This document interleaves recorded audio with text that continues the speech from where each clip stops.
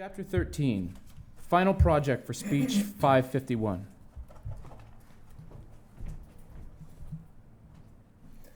Good evening, ladies and gentlemen. Welcome to the wide, wild world of sports. I'm Carl Badwig, and we're on the campus of San Francisco State University, specifically in one of the classrooms in the Department of Speech and Communication. This is an institution that is no stranger to controversy and, as such, a fitting venue for this portion of the program. We are here today to examine and discuss a few of the issues surrounding the so-called First Gay Games, or, as they were originally called, the First Gay Olympic Games, scheduled to be held late in August here in the beautiful city of San Francisco. In 1980, Dr. Tom Waddell, a former Olympic athlete, came up with the idea of the Gay Olympic Games and formed San Francisco Arts and Athletics, a nonprofit organization.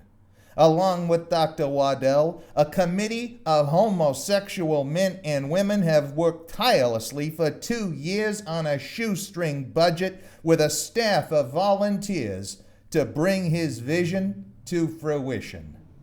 Everything seemed to be moving into place for the event until January of this year, when the United States Olympic Committee threatened legal action against San Francisco Arts and Athletics and Dr. Waddell personally, unless they drop the word Olympic from the event. Today, I am being joined by two people closely associated with this event. Mr. Tim Yoo-Hoo, one of the athletes slated to participate in these games, and Ms. Connie Noble, representing the point of view of the United States Olympic Committee. Ms. Noble, why is the USOC determined to disallow use of the word Olympic for these gay games? Quite simply, Carl, we're upholding the law. It is illegal for San Francisco Arts and Athletics to use the word Olympic for any event they choose to hold. And to what law are you referring? I am referring to the Amateur Sports Act, Federal Law 95606, passed by Congress in 1978. This law designates the United States Olympic Committee as a coordinating body for all Olympic-related activity in the United States. So then, it is the position of the USOC that by using the word Olympic, San Francisco Arts and Athletics is in violation of that law. Clearly. And you are prepared to pursue this matter to the fullest extent of the law? Without question. To the best of your knowledge, Ms. Noble, are there any other mitigating factors influencing the USOC pursuant to this matter? None that I'm aware. That being your position, Ms. Noble, what say you to the rather highly contentious relationship between the USOC's Executive Director, Colonel F. Don Miller, and Dr. Tom Waddell, the chairman of San Francisco Arts and Athletics? I'm sorry, but I'm not privy to the dynamics of their relationship, contentious or otherwise. Have you seen the correspondence between the two? I have not. Though their correspondence has been summarized for me, and my understanding is that those letters are at least part of the basis for potential litigation. It is a position of the USOC that within that documentation, an agreement was reached to drop the word Olympic from the association with this event. We'll leave that to the courts, Ms. Noble. But I just want to be clear on something. Are you unaware of the personal conflict between Colonel Miller and Dr. Waddell that began during the games of the 19th Olympiad in Mexico City?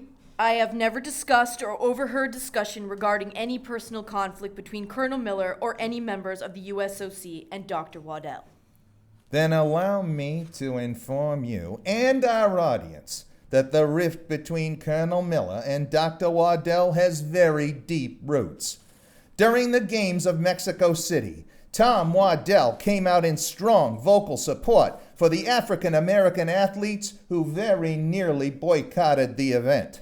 Then, during the middle of the decathlon competition, a representative of Colonel Miller approached Dr. Waddell, who was in the Army at the time, and threatened him with a court-martial. Given the weight of the threat, which proved to be nothing more than the empty threat of a common bully, it is all the more remarkable that Dr. Waddell achieved his personal best score in the decathlon. Ms. Noble, you're telling me you've never heard about any of this? Okay, I have heard a little bit about this, but this has nothing to do with the issues regarding the gay games. Is that a fact? To the best of my knowledge, yes. We may come back to this issue, because I feel it bears scrutiny in this matter. But there is another facet that deserves to be explored here, and for which the USOC should be called to question. And that is the issue of discrimination. Ms. Noble. Beside any personal vendetta between Colonel Miller and Dr. Waddell, isn't the real issue here the fact that the word Olympic is being used in conjunction with an event that celebrates the entire worldwide homosexual community? That is completely false, Carl. That is an outrageous allegation and only serves to cloud the facts in this situation. The use of the word Olympic for this event is a clear violation of the law. That is our only complaint. Is that a fact, Ms. Noble? Yes.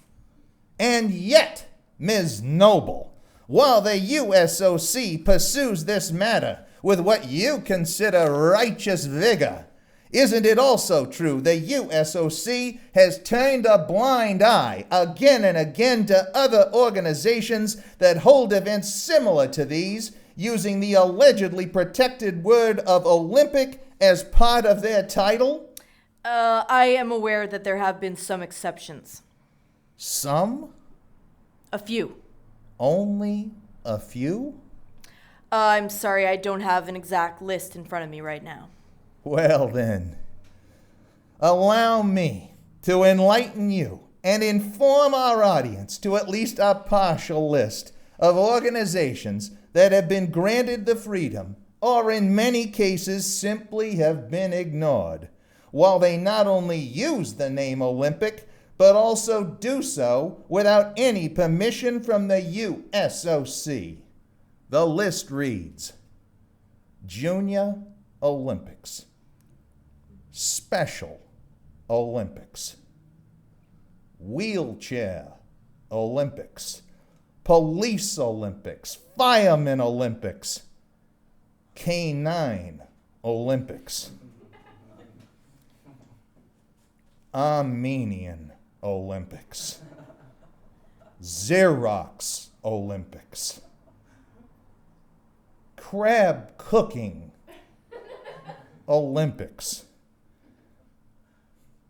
Diaper Olympics, Rat Olympics, Nude Olympics, Kidney Transplant Olympics, and then my two favorites, Alcoholic Olympics and Recovered Alcoholic Olympics. Ms. Noble, are you aware of all these events prominently and freely using the word Olympic? I am aware of a few of them, but not all that you just listed. Indeed, Ms. Noble. And what say the USOC that they should allow all these events and yet not find them in violation of the seemingly sacred Amateur Sports Act passed by Congress in 1978? I can't speak to each of these events, but I believe the general consensus is that these events could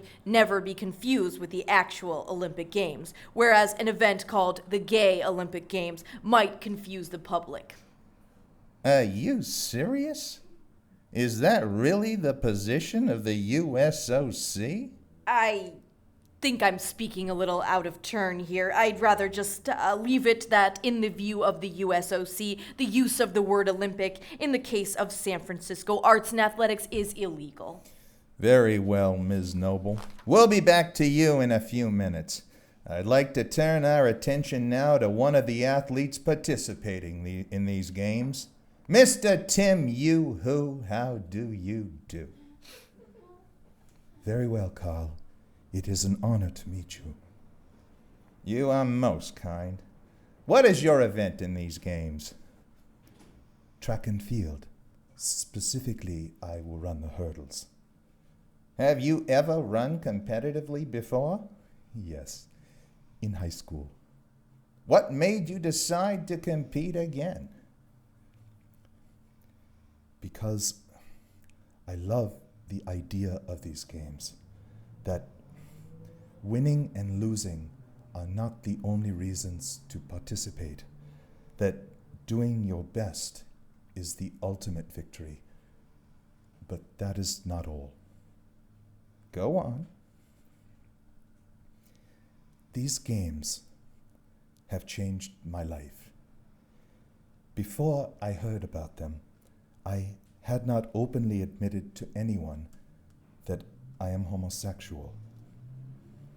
I held this inside me since I was a boy because I did not see where I fit in.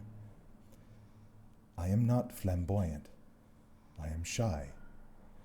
But I love sports, all sports.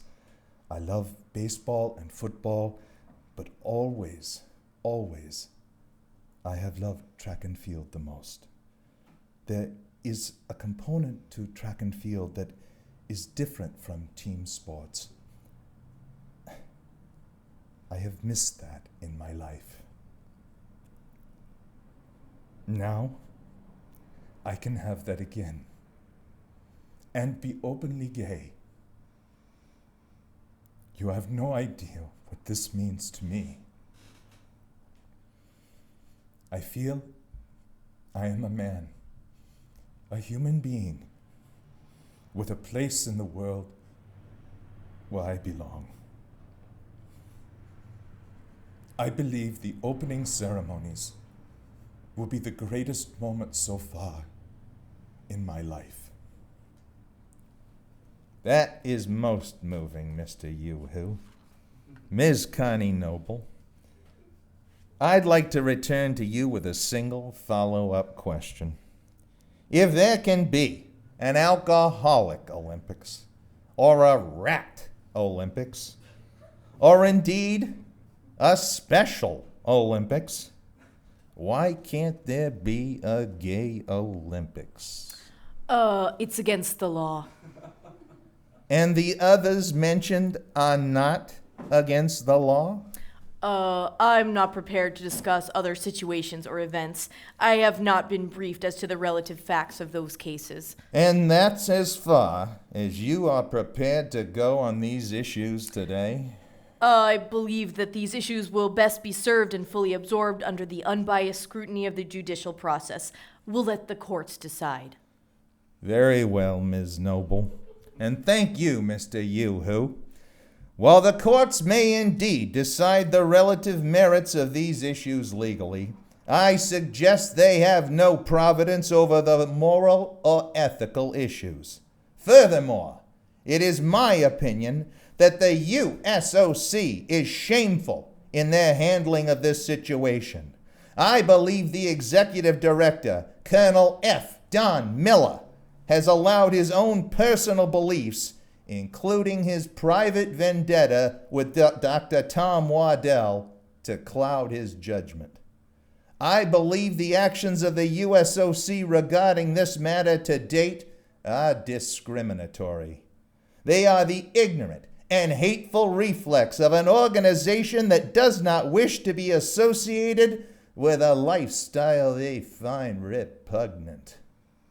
In behaving this way, the USOC is ironically at odds with the following portion of the Olympic Creed, and I quote, "The most important thing in the Olympics is not to win, but to take part, just as the most important thing in life is not the triumph, but the struggle. The essential thing is not to have conquered, but to have fought well.